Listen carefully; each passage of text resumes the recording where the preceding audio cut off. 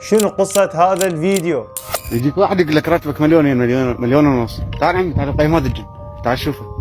جهال صوت جهال تعيط وهلاهل الليل كله دقوا رقص هنا، يرقصون يدقون يرقصون. الاحجار ما تعرف منين يجيك. هاك اسمع اسمع اسمع اسمع، يقول لك شنو هذا؟ اسمع اسمع، اذا تسمعون الصوت، هذا الصوت مالتهم دقوا رقص جوا. شمرون احجار عليك، يعني لعبان نفس، الله وكيلك. يقول لك راتبهم مليون ونص. تعال عمي هنا، تعال هنا وشوف.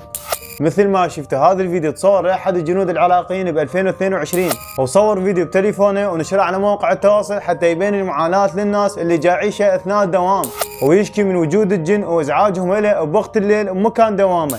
وللاسف الشديد الناس حازتهم على رواتبهم اللي جاي ياخذونها وهم ما عايشين ولا لحظه من المعاناة اللي هم بيها.